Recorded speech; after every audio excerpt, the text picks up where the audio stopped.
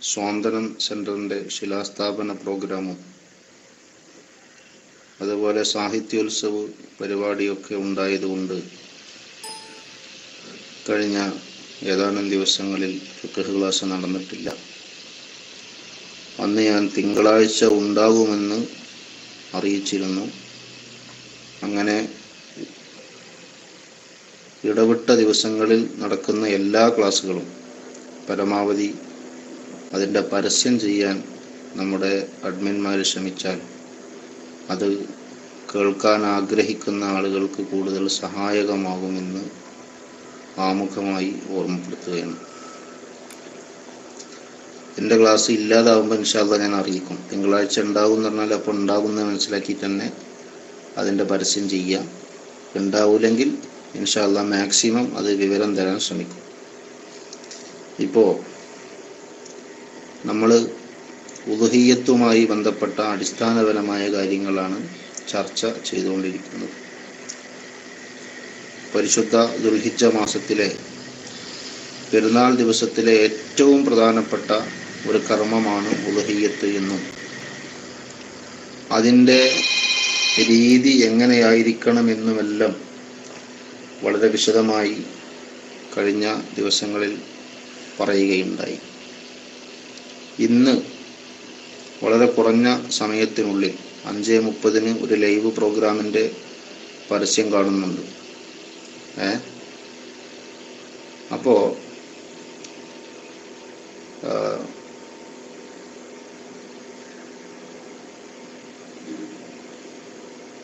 ഇന്ന് വളരെ കുറഞ്ഞ സമയത്തിനുള്ളിൽ ഉളുഹിയ്യത്ത് മൃഗത്തിൻ്റെ നിബന്ധനകളുമായി ബന്ധപ്പെട്ട് ഏതാനും കാര്യങ്ങളാണ് പറയാൻ ഉദ്ദേശിക്കുന്നത്. അതിലേറ്റവും പ്രധാനപ്പെട്ട അതിൻ്റെ പ്രായം കഴിഞ്ഞ ദിവസം നാം ചർച്ച ചെയ്തു വെച്ചതാണ്. ഇന്ന് പറയുന്നത് ഉളുഹിയ്യത്ത് അറുക്കാൻ ഉദ്ദേശിക്കുന്ന മൃഗങ്ങൾ ഒരിക്കലും വൈകല്യങ്ങളുള്ളതോ ന്യൂനതകളുള്ളതോ ആയിരിക്കരുത് എന്ന് നിബന്ധനയുണ്ട്. നബി സല്ലല്ലാഹു അലൈഹി വസല്ലമ തങ്ങളുടെ ഹദീസിൽ തന്നെ രോഗിയും മുടന്തുള്ളതും കണ്ണ് കാണാത്തതും ഒന്നും ഉളുഹിയ്യത്തിന് മതിയായതല്ല എന്ന് വ്യക്തമായി പഠിപ്പിച്ചിട്ടുണ്ട്. അതുകൊണ്ട് തന്നെ കർമ്മശാസ്ത്ര ഗ്രന്ഥങ്ങളിൽ ഉളുഹിയ്യത്തിൻ്റെ മൃഗങ്ങളുടെ നിബന്ധന പറയുന്നിടത്ത് വലാ യുജ്സിഉ അജ്ഫാഉ വമഖ്തൂഅതു ബഅദി ദനബിൻ ഔ ഉദിനിൻ ഉബീന വഇൻ ഖല്ല വദാതു അറജിൻ വഅവരിൻ വമറളിൻ ബയ്യിനിൻ എന്ന് പറയുന്നത് കാണാം. ഈ പറഞ്ഞതിൻ്റെ പൊരുള് അജ്ഫാ എന്ന് പറഞ്ഞാൽ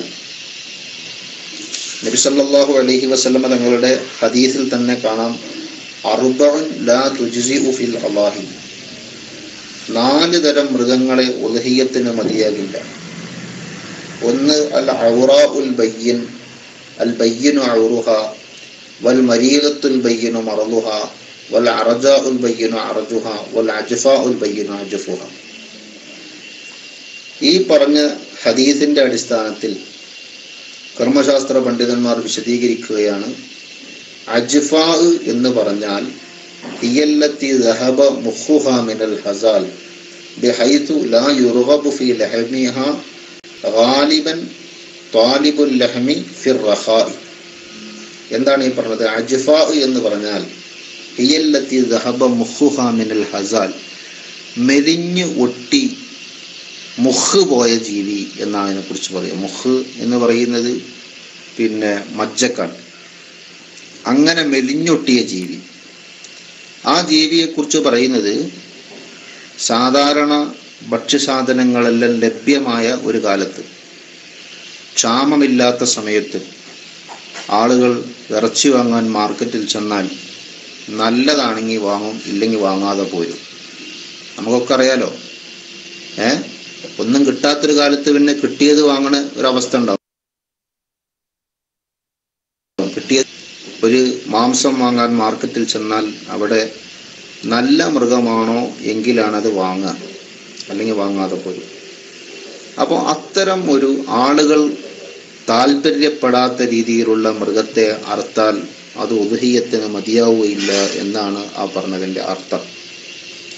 രണ്ടാമത് പറഞ്ഞത് വമഖ്തൂഅത്തു ബഅലി ദനബിൻ ഔ ഉദ്നിൻ ഉബീന ഉണ്ടോ, വാല് മുറിക്കപ്പെട്ടു പോയത്, അല്ലെങ്കിൽ ചെവി വേർപെടുത്തി കളഞ്ഞത്. ചെവിക്ക് ഓട്ടയോ മുറിവോ ഉള്ളതല്ല, ആ ചെവി വേർപെടുത്തിപ്പോയത്. വദാത്തു അറജിൻ വ ഔരിൻ വ മറദിൻ ബയ്യിന്, അതുപോലെ തന്നെ മുടന്തുള്ളത്, കണ്ണ് കാണാത്തത്. കണ്ണ് അറള് എന്ന് പറഞ്ഞാൽ ഇവിടെ അതിൻ്റെ മഴ വേറൊന്നാണ്. നമ്മളെ തിമിരം ബാധിക്കുക പോലെയുള്ള അസുഖം ബാധിച്ച ജീവികൾക്ക് അവയെ ഉദ്ഹിയത്തിന് മതിയാവുകയില്ല എന്നാണ് പറയുന്നത്. ഇതിൻ്റെയൊക്കെ ആകത്തുക പരിശോധിച്ചാൽ മാംസം ആളുകൾക്ക് താല്പര്യമുള്ള തരത്തിലുള്ള ജീവിയാകണം ഉദ്ഹിയത്തിന് അറുക്കപ്പെടേണ്ടത് എന്ന് കാണാം. കണ്ണ് കാണാത്ത ജീവി, അതിൻ്റെ കാഴ്ചശക്തി എങ്ങനെ മാംസത്തെ ബാധിക്കും എന്ന് ചോദിച്ചാൽ, മേഞ്ഞ് തിന്നുന്ന സമയത്ത് കാഴ്ചയുള്ള ജീവികളെ പോലെ മേയാനുള്ള ശേഷി കാഴ്ചയില്ലാത്ത ജീവിക്കുണ്ടാകൂല. അതുപോലെ മുടന്തുള്ള ജീവിക്ക് മറ്റു ജീവികളുടെ കൂടെ നടന്ന് ഭക്ഷണം കഴിക്കാനുള്ള പ്രയാസമുണ്ടാകും. അപ്പോൾ ഇങ്ങനെയൊക്കെയുള്ള അയ്ബുകൾ, അതുപോലെ ചൊറി ബാധിച്ച ജീവി പറ്റില്ല എന്ന് പറയുന്നുണ്ട്. ചൊറി ബാധിച്ച ജീവി പറ്റുകയില്ല എന്ന് പറയുന്നുണ്ട്. അങ്ങനെ അതിൻ്റെ മാംസത്തിന് ഏതെങ്കിലും രീതിയിലുള്ള കംപ്ലൈന്റ് വരുന്ന, കോട്ടം വരുന്ന, വൈകല്യം ഉണ്ടാകുന്ന ജീവികളൊന്നും പറ്റുകയില്ല എന്നാണ് പറയുന്നത്. അതേ സമയത്ത് ഇപ്പോൾ മാംസത്തിന് കുഴപ്പം പറ്റാത്തതുണ്ടാവും. ഇപ്പോൾ കൊമ്പില്ലാത്ത ജീവി, അത് അറുക്കണേന് കുഴപ്പമൊന്നുമില്ല. അല്ലെങ്കിൽ കൊമ്പ് പൊട്ടിയത്, നേരത്തെ കൊമ്പില്ലാത്തത് അല്ലെങ്കിൽ കൊമ്പ് പൊട്ടിയത്, അതിന് അറുക്കണേന് കുഴപ്പമൊന്നുമില്ല. അതേ സമയത്ത് കൊമ്പുള്ളതാണ് ഉദ്ഹിയത്തിന് നല്ലത്. അങ്ങനെ ഹദീസിലുണ്ട്. നബി സല്ലല്ലാഹു അലൈഹി വസല്ലമ തങ്ങൾ നല്ല 2 ആണാടുകളെയായിരുന്നു ഉദ്ഹിയത്തറുത്തത് എന്ന് കഴിഞ്ഞ ദിവസം നമ്മൾ പറഞ്ഞത് ഓർക്കുമല്ലോ. അപ്പൊ ഏറ്റവും നല്ലത് അതാണ്. അപ്പോൾ അതിൻ്റെ മാംസത്തിന് വൈകല്യം ഉണ്ടാക്കുന്ന തരത്തിലുള്ള എന്തെങ്കിലും അയ്ബ് അതിനുണ്ടെങ്കിൽ അത്തരം ജീവികളെ അറുക്കാൻ പറ്റുകയില്ല എന്നാണ് പറഞ്ഞതിൻ്റെ ചുരുക്കം. ഇനി മറ്റൊരു മസ്അല കാണാം. വൽ മുഅ്തമദു അദമു ഇജ്സാഇ തദ്ഹിയത്തി ബിൽ ഹാമിലി ഖിലാഫൻ ലിമാ സഹഹഹു ബിൽ റിഫഅ. എന്താണ് ഈ പറഞ്ഞത്? ഗർഭിണിയായ ജീവിയെ ഉദ്ഹിയത്തറുത്താൽ മതിയാകുകയില്ല എന്നതാണ് പ്രബലമായ അഭിപ്രായം. ഗർഭമുള്ള ജീവിയെ ഉദ്ഹിയത്തറുത്താൽ മതിയാവുകയില്ല എന്നതാണ് പ്രബലമായ അഭിപ്രായം. ഇതേ കൂട്ടത്തിൽ തന്നെ ഗർഭിണിയായ ജീവിയെക്കുറിച്ചാണ് ഇപ്പോൾ പറഞ്ഞത്. അതേ സമയത്ത് അടുത്ത് പ്രസവിച്ച ജീവിയെക്കുറിച്ചും അങ്ങനെ ഒരു ചർച്ച ഫിഖ്ഹിന്റെ കിതാബുകളിൽ നടക്കുന്നുണ്ട്. അത് മതിയാകുമോ ഇല്ലയോ എന്ന ചർച്ചയിൽ തുഹ്ഫയിൽ അവസാനമായി പറയുന്നത്, അങ്ങനെ അടുത്ത് പ്രസവിച്ച ജീവിയെ ഉദ്ഹിയത്തറുക്കുന്നതിന് വിരോധമില്ല എന്നാണ്. ഗർഭിണിയെ അറുക്കാൻ പറ്റില്ല എന്നുമാണ്. അപ്പോൾ ഉദ്ഹിയത്തറുക്കാൻ ഉദ്ദേശിച്ച ആള് ഈ പറഞ്ഞ രീതികളിൽ നിന്ന്, അയ്ബുകളിൽ നിന്ന് മോചനം ഉള്ള മോചിതയായ ജീവിയെ തന്നെ അറുക്കാനുള്ള ശ്രമം നടത്തണം. അങ്ങനെ അറുത്തെങ്കിലേ അത് ഉദ്ഹിയത്താവും. നേരത്തെ പറഞ്ഞ ഏതെങ്കിലും അയ്ബുള്ളതോ വയസ്സ് കഴിയാത്തതോ ആയ ജീവികളെ ഉദ്ഹിയത്തറുക്കാൻ ആരെങ്കിലും ശ്രമിച്ചാൽ അത് ഉദ്ഹിയത്തിൻ്റെ കൂട്ടത്തിലായി എണ്ണപ്പെടാൻ സാധിക്കില്ല. അതുകൊണ്ട് നേരത്തെ പറഞ്ഞ എല്ലാ സദക്കകളെക്കാളും പെരുന്നാളിൻ്റെ ദിവസത്തിൽ ഏറ്റവും ശ്രേഷ്ഠതയുള്ള സദക്ക അത് ഉദ്ഹിയത്താണ് എന്ന് നമ്മൾ ആദ്യത്തെ ദിവസം പറഞ്ഞല്ലോ. ആ മഹത്വമുള്ള ഒരു സദക്കയുടെ ഗണത്തിൽ അതിനെ ഉൾപ്പെടുത്താൻ പറ്റുകയും ഇല്ല. ഇനി നിങ്ങൾ നോക്ക്, നബി സല്ലല്ലാഹു അലൈഹി വസല്ലമ തങ്ങൾ ഏറ്റവും നല്ല മൃഗത്തെയാണ് ഉദ്ഹിയത്തറുത്തത് എന്ന് നമ്മൾ പറഞ്ഞു. അങ്ങനെ എല്ലാ നിബന്ധനകളും ഒത്തിണങ്ങിയ, എല്ലാ നിലക്കും പരിപൂർണതയുള്ള നല്ല ഒരു മൃഗത്തെ ഉദ്ഹിയത്തറക്കാൻ സാധിച്ചാൽ അത് തന്നെയാണ് ഏറ്റവും നല്ലത്. കാരണം അല്ലിമോ ലഹായാക്കും ഇന്നഹ അലസ്വറാത്തി മതായാക്കും നബി സല്ലല്ലാഹു അലൈഹി വസല്ലം തങ്ങളിൽ നിന്ന് റിപ്പോർട്ട് ചെയ്തു വരുന്ന ഒരു ഹദീസിൽ അങ്ങനെ കാണാം. ആ ഹദീസിൻ്റെ സനദിനെ സംബന്ധിച്ച് ചില അഭിപ്രായ വ്യത്യാസങ്ങളെല്ലാം ഉണ്ടെങ്കിലും അതിൽ പറയുന്നത്, നിങ്ങൾ ഉലുഹിയ്യത്തിൻ്റെ മൃഗത്തെ നല്ല മേന്മയുള്ള മൃഗത്തെ തിരഞ്ഞെടുക്കുക. അത് നാളെ ഖിയാമത്ത് നാളിൽ നിങ്ങൾക്ക് സിറാത്ത് പാലം കടക്കാനുള്ള വാഹനങ്ങളാണ് എന്ന ആശയമുള്ള ഹദീസാണിത്. അതുകൊണ്ട് തന്നെ ഏറ്റവും നല്ലത് എന്ന് പറഞ്ഞു. ഏറ്റവും നല്ലത് എന്ന് പറയുമ്പോൾ ആലിമീങ്ങൾ അവിടെ ഒരു ചർച്ച ചെയ്യുന്നുണ്ട്, ഏതാണ് ഏറ്റവും നല്ലത് അല്ലോ. ഏറ്റവും നല്ലത് ഒട്ടകമാണ്. രണ്ടാം സ്ഥാനമാണ് ബക്കറത്ത് മാടിന്, മൂന്നാം സ്ഥാനമാണ് പിന്നെ ആടിന്. അത് കഴിഞ്ഞാൽ പിന്നെ ഒരു ഒട്ടകത്തിൻ്റെ പങ്കിനാണ്, പിന്നെ ബക്കറത്തിൻ്റെ പങ്കിനാണ്. ഇങ്ങനെ പറഞ്ഞിട്ടുണ്ട്.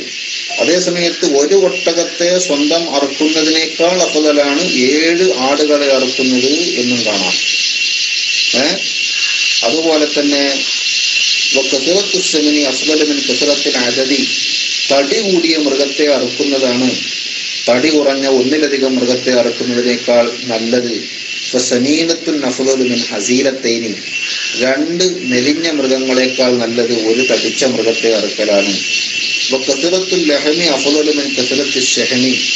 നെയ്യ് കൂടുതലുള്ളതിനേക്കാൾ നല്ലത് ഇറച്ചി കൂടുതലുള്ളതാണ്.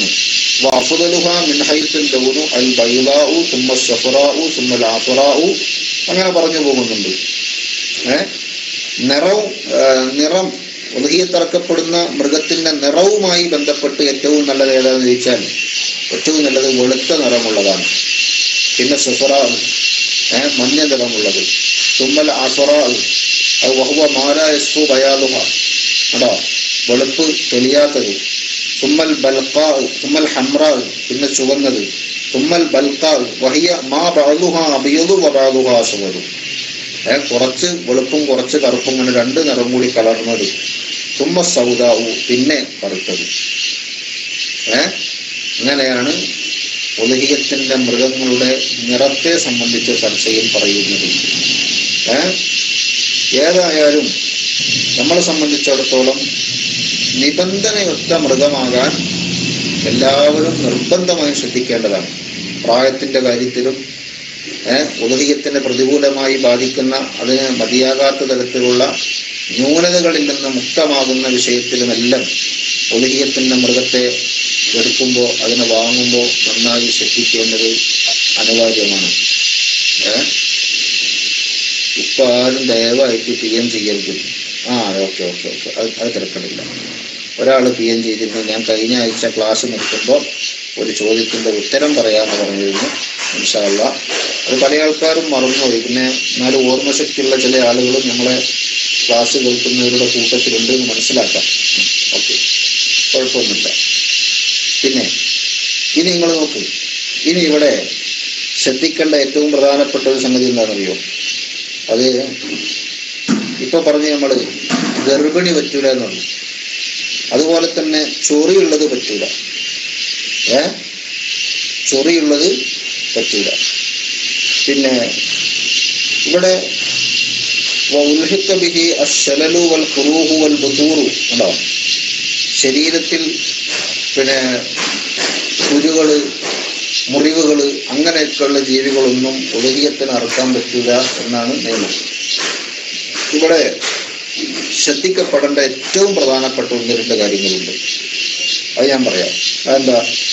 ഉലുഹിയ്യത്തിന്റെ മൃഗം, അത് അറുക്കപ്പെടുന്ന മൃഗം ന്യൂനതകളിൽ നിന്ന് മുക്തമായിരിക്കണം എന്ന് നമ്മൾ പറഞ്ഞിട്ടുണ്ട്.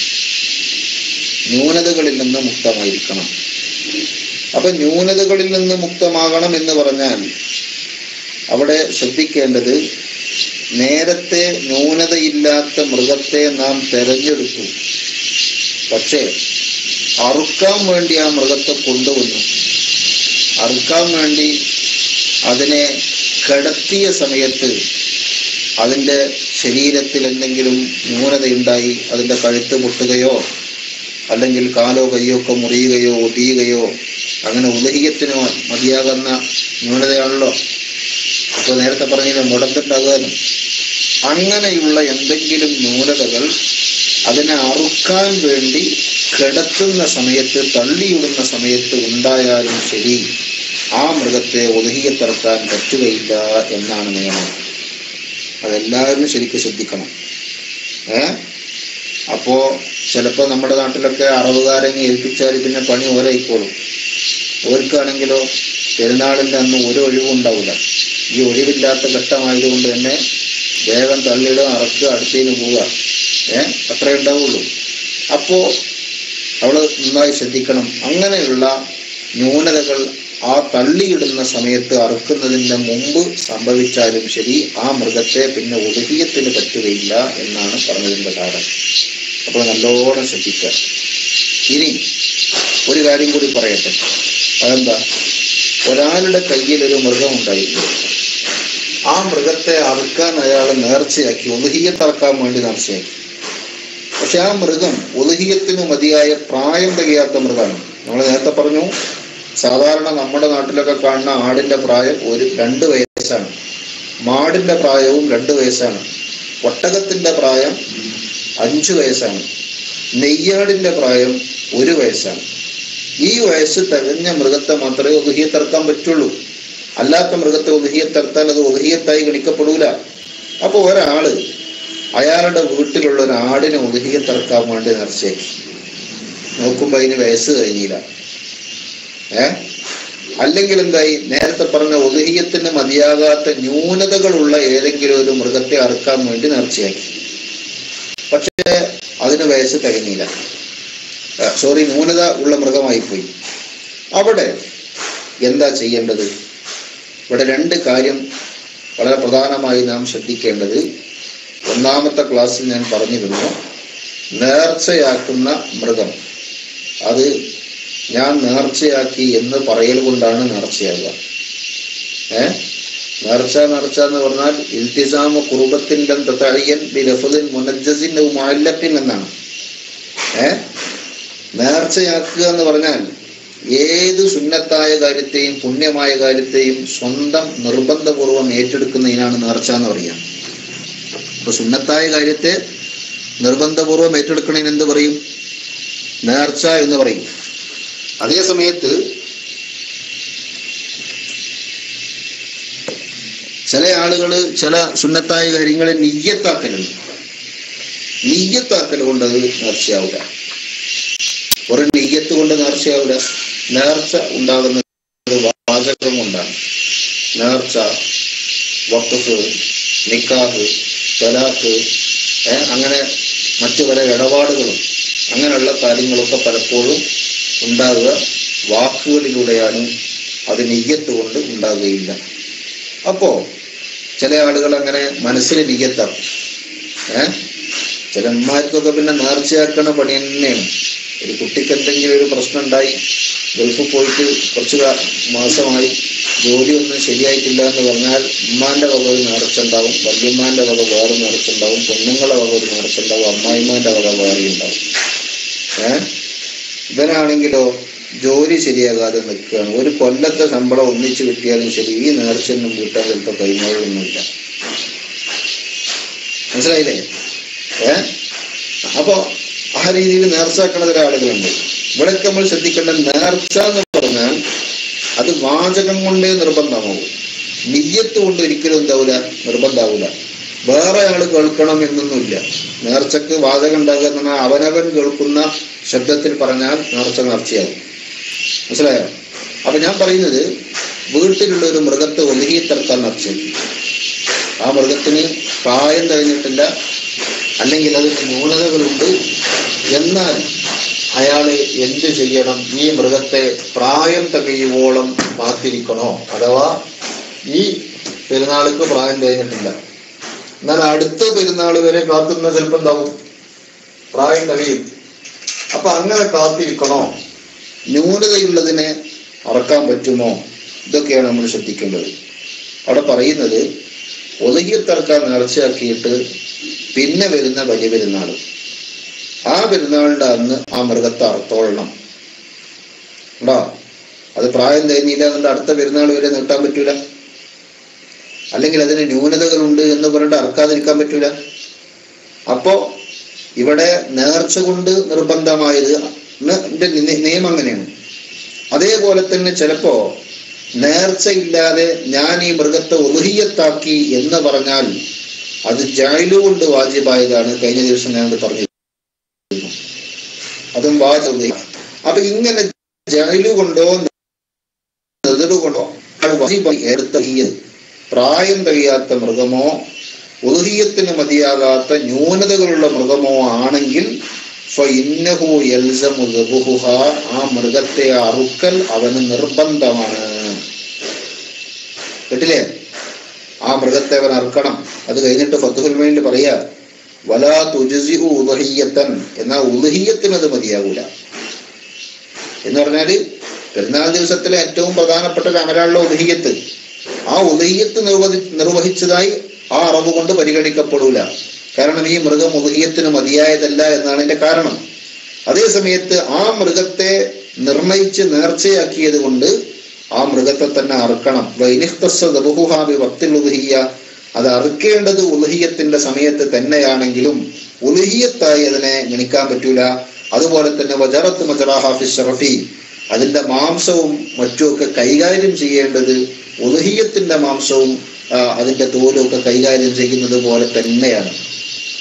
ഉദ്ഹിയത്തിന്റെ ഇറച്ചി ആർക്കൊക്കെ കൊടുക്കേണ്ടത്? ഒരിക്കൽ അത് കൊടുക്കാൻ പറ്റുള്ളൂ.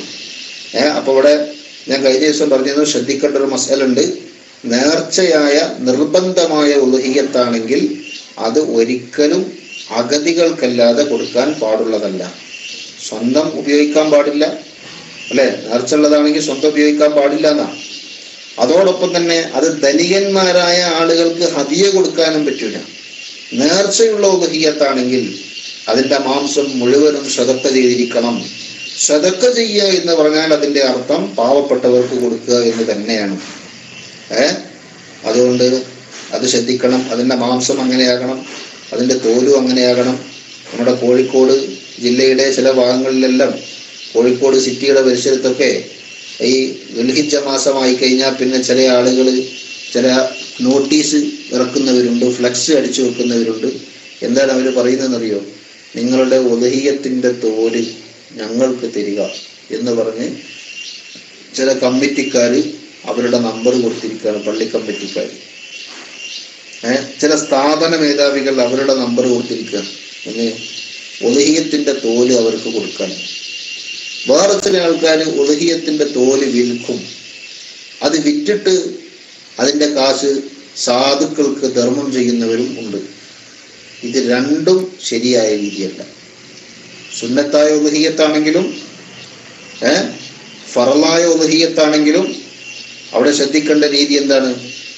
അവിടെ ശ്രദ്ധിക്കേണ്ടത് ഒന്നാമത്തെ കാര്യം, ഉദ്ഹിയത്തിന്റെ മാംസമോ തോലോ ഒന്നും വിൽപ്പന നടത്താൻ അയാൾക്ക് അഥവാ ആ ഉദ്ഹിയത്തിന്റെ ദാതാവിന് അർഹതയില്ല. എന്തുകൊണ്ട് അർഹതയില്ല? അതിന്റെ കാരണം എന്താണ്? ഉദ്ഹിയത്തിന്റെ മൃഗം ഉദ്ഹിയത്തായി നേർച്ചയാക്കിയതാണെങ്കിൽ അപ്പോൾ തന്നെ, അല്ലെങ്കിൽ ജഅ്ല് കൊണ്ട് വാജിബായതാണെങ്കിൽ ഇത് ഞാൻ ഉദ്ഹിയത്താക്കി എന്ന് പറയുന്ന സന്ദർഭം മുതൽ തന്നെ, ഇത് രണ്ടുമല്ല അയാൾ നേരത്തെ അങ്ങനൊന്നും ചെയ്തിട്ടില്ല, പിന്നെ അറുത്തിട്ടേ ഉള്ളൂ. അറക്കുമ്പോൾ എന്തായാലും നിയ്യത്ത് വെക്കണല്ലോ, സുന്നത്തായ ഉദ്ഹിയത്താണെന്ന് കരുതണല്ലോ. അങ്ങനെ അറക്കുമ്പോൾ ഈ മൂന്നാലൊരു സമയത്ത് തീർച്ചയായും ഈ ഉദ്ഹിയത്തിന്റെ മൃഗം അറുക്കുന്നവന്റെ ഉടമാവകാശത്തിൽ നിന്ന് പൂർണ്ണമായും നീങ്ങി. പിന്നെ അവന് കൈകാര്യം ചെയ്യാനുള്ള അധികാരമുള്ളൂ. ഉടമാവകാശത്തിൽ നിന്ന് നീങ്ങി. ഉടമാവകാശത്തിൽ നിന്ന് നീങ്ങിയ ഒരു സാധനം വിൽപ്പന നടത്താൻ അയാൾക്ക് അധികാരമില്ല എന്ന് പറയേണ്ടതില്ലല്ലോ. അതുകൊണ്ട് തന്നെ ഉദ്ഹിയത്തിന്റെ തോല് വിൽപ്പന നടത്താൻ പറ്റൂല. വമൻ ബാഅ ജിൽദൽ ഉദ്ഹിയത്തി ഫലാ ഉദ്ഹിയത ലഹു സദഖ റസൂലുള്ളാഹി. നബി സല്ലല്ലാഹു അലൈഹി വസല്ലം ഹദീസിൽ കാണാം, ഉദ്ഹിയത്തിന്റെ തോല് ആരെങ്കിലും വിൽപ്പന നടത്തിയാൽ അവന് ഉദ്ഹിയത്തില്ല. മനസ്സിലായോ? അപ്പൊ ഉദ്ഹിയത്തിന്റെ തോല് വിൽപ്പന നടത്താൻ പാടില്ല എന്ന് പറയാൻ കാരണം ഒന്നതാണ്, പിന്നെ അത് സാധുക്കൾക്ക് വിതരണം ചെയ്യണമെന്നാണ് നിയമം. സദക്ക കൊടുക്കണം. സദക്ക കൊടുക്കുമ്പോൾ നിർബന്ധമായ ഉദ്ഹിയത്താണെങ്കിൽ തീർച്ചയായും സദക്ക കൊടുത്തിരിക്കണം. അപ്പൊ സാധുക്കൾക്ക് തന്നെ കൊടുക്കണം. എന്നാൽ സുന്നത്തായ ഉദ്ഹിയത്താണെങ്കിലോ, സുന്നത്തായ ഉദ്ഹിയത്താണെങ്കിൽ തീർച്ചയായും അത് കൊടുക്കണം എന്ന് പറയില്ല. പിന്നെന്താ, അവന് വേണമെങ്കിൽ ഉപയോഗിക്കാം. തോല് കൊണ്ട് എന്തെങ്കിലുമൊക്കെ ഉണ്ടാക്കി ഉപയോഗിക്കാൻ പറ്റിയ ആളുകളാണെങ്കിൽ അർത്ഥവൻക്ക് തന്നെ അത് ഉപയോഗിക്കണതിന് കുഴപ്പമൊന്നുമില്ല. നല്ലത് സദക്ക ചെയ്യൽ തന്നെയാണ്. അപ്പൊ സാധുക്കൾക്ക് തന്നെ കൊടുക്കണം. എന്നാൽ അതിന്റെ മാംസം, സുന്നത്തായ ഉദ്ഹിയത്തിന്റെ മാംസം സദക്ക ചെയ്യല് അല്പം കൊടുക്കലേ വാജിബുള്ളൂ. കുറച്ച് മാത്രം എന്താക്കുക, ഒരു മുതമവ്വലായ അല്പം മാത്രം കൊടുക്കുക. ആ കൊടുക്കുന്നത് വേവിച്ചു കൊടുത്താൽ പോരാ, പച്ചയായി തന്നെ കൊടുക്കണം. അത് ഏതെങ്കിലും ഒരു സാധുവിന് കൊടുത്താൽ ഉദ്ഹിയത്ത് കൂടും, ബാക്കി മുഴുവനും തിന്നാലും കുഴപ്പമൊന്നുമില്ല. പക്ഷെ അവന് വിൽക്കാൻ അവകാശമല്ല. അതേ സമയത്ത് ഈ ദാനം ചെയ്തതിന്റെ പുറമെ ധനികരായ ആളുകൾക്ക് ഹദിയ ചെയ്യാനും പറ്റും. ധനികർക്ക് ഹദിയ ചെയ്യാനും പറ്റും. പക്ഷെ ധനികർക്ക് ഹദിയയായി കിട്ടിയ മുതല് അവർക്ക് ഭക്ഷിക്കാം, അവർക്ക് മറ്റുള്ളവർക്ക് ഹിബത്തായി സൗജന്യമായി കൊടുക്കാം, സദക്ക ചെയ്യാം. അതുപോലെ തന്നെ അവർക്ക് അതുകൊണ്ട് ഭക്ഷണമുണ്ടാക്കി മറ്റുള്ളവരെ സൽക്കരിക്കാം. പക്ഷേ സൽക്കരിക്കുന്നത് മുസ്ലിമിനെ തന്നെ ആകണം എന്ന് നിയമമുണ്ട്. ഉദയത്തിന്റെ മാംസം മുസ്ലിം കൊടുക്കും, അതിലത് മുസ്ലിം കൊടുക്കും. അത് കിട്ടിയവനത് കൈമാറുകയാണെങ്കിൽ തന്നെ ഒന്നും കൈമാറാതിന് ശക്തമായ നിയമമുണ്ട്. മനസ്സിലായോ? അഥവാ എൻ്റെ വീട്ടിൽ ഉദയത്തിന്റെ മാംസം കിട്ടി, ഞാൻ ആ മാംസം കൊണ്ട് ഭക്ഷണം ഉണ്ടാക്കി. അപ്പൊ ഭക്ഷണം ഉണ്ടാക്കി കഴിക്കുമ്പോൾ എൻ്റെ വീട്ടിൽ അമുസ്ലിമീങ്ങളായ ജോലിക്കാരുണ്ട്. എന്നാൽ തന്നെയും ഉദഹിയത്തിന്റെ മാംസം അവർക്ക് കൊടുക്കാൻ പാടില്ല എന്നാണ് നിയമം. അതിന്റെ അർത്ഥം അന്നോലെ പട്ടിണി കിടണമെന്നല്ല, നേരെ മറിച്ച് ഓർക്ക് മാർക്കറ്റിൽ നിന്ന് വേറെ ഇറച്ചി വാങ്ങിയാൽ. മനസ്സിലായോ? ഓർക്ക് മാർക്കറ്റിൽ നിന്ന് എന്താക്കിയാൽ മതി, വേറെ ഇറച്ചി വാങ്ങി കൊടുത്താൽ മതി. ഉദഹിയത്തിന്റെ മാംസം അവർക്ക് കൊടുക്കരുത് എന്ന് പറയുന്നതിന്റെ കാരണം എന്താണ്? ഉദഹിയത്തിന്റെ മാംസം അത് ആരാധനയുടെ ഭാഗമായുള്ളതാണ്. ആരാധനയുടെ ഭാഗമായി തയ്യാറാക്കപ്പെട്ടത് ആ ആരാധനാ സംവിധാനങ്ങൾ അംഗീകരിക്കുന്നവർക്ക് മാത്രമേ കൊടുക്കൂ, അല്ലാത്തവർക്ക് അത് കൊടുക്കാൻ പാടില്ല. നമ്മളിപ്പോ എവിടുന്നെങ്കിലും അമ്പലത്തിൽ നിന്ന് ക്ഷേത്രത്തിൽ നിന്ന് കൊണ്ടുവരുന്ന ഭസ്മം നമ്മളോട് കഴിക്കാൻ പറഞ്ഞാൽ നമ്മളത് കഴിക്കൂ? അപ്പോ എന്താ സംഗതി? എന്താ സംഗതി? അത് ആരാധനയുടെ ഭാഗമായി തയ്യാറാക്കുന്നതാണ് എന്ന് പറഞ്ഞതുപോലെ തന്നെ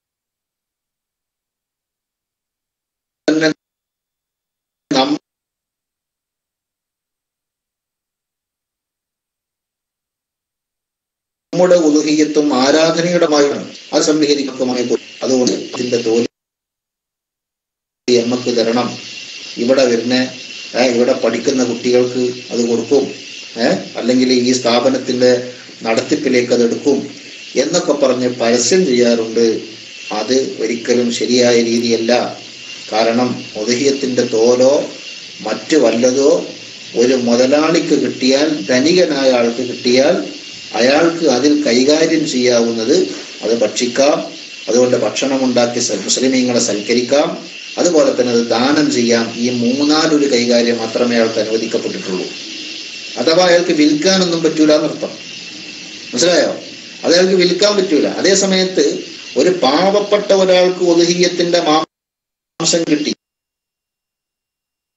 അയാൾക്കത് വിൽക്കാം, ഹദിയ കൊടുക്കാം എന്നൊന്നും അയാൾക്ക് വിരോധമല്ല. തോലും അങ്ങനെ തന്നെയാണ്. അയാൾക്ക് ഇഷ്ടമുള്ള കൈകാര്യം അതിൽ ചെയ്യാം. അതേസമയത്ത് ധനികരായ ആളുകൾക്ക് ഇത് ഹദിയയായി കിട്ടുന്നതാണ്. അവർക്ക് അത് വിൽപ്പന നടത്താൻ പാടില്ല. അപ്പൊ ഞാൻ നേരത്തെ പറഞ്ഞല്ലോ, കോഴിക്കോട് സിറ്റിയുടെ പല ഭാഗത്തും ചെയ്തു വരാറുള്ളത്, അവിടെ മുതലാളിമാര് ആയ കമ്മിറ്റിക്കാർ ഇത് വാങ്ങും, വാങ്ങിയിട്ടോടത് വിൽക്കും, വിറ്റിട്ട് അവര് സ്ഥാപനത്തിന്റെ നടത്തിപ്പിന് അത് ഉപയോഗിക്കും. ഒരിക്കലും അത് ശരിയാവൂല.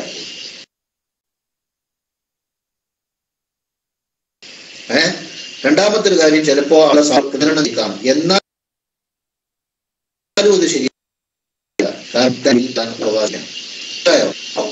സ്വാഭാവികമായി ഇപ്പൊ ചെയ്യേണ്ടത് എന്താണ്? ഉദഹിയത്തിന്റെ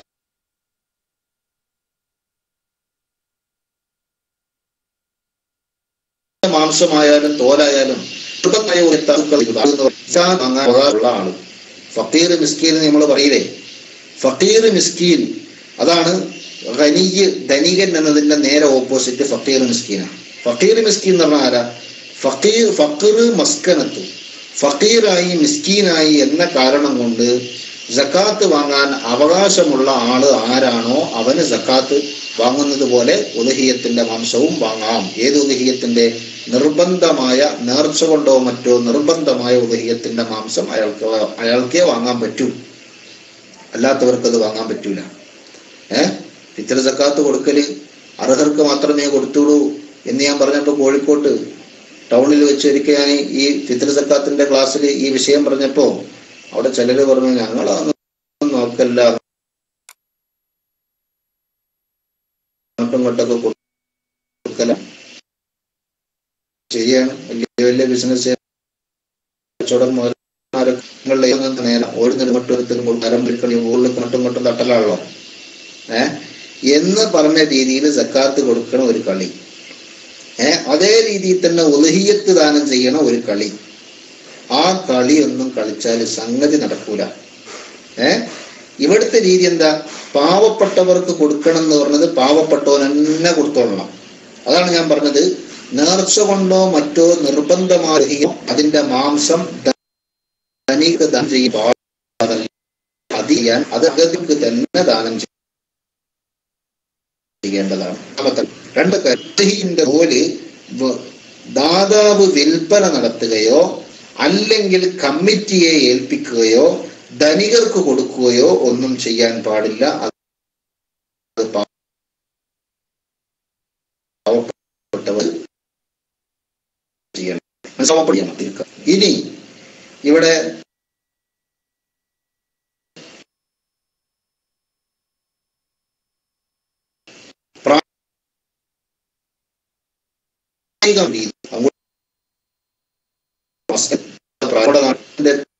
മൃഗത്തിന്റെ തോല്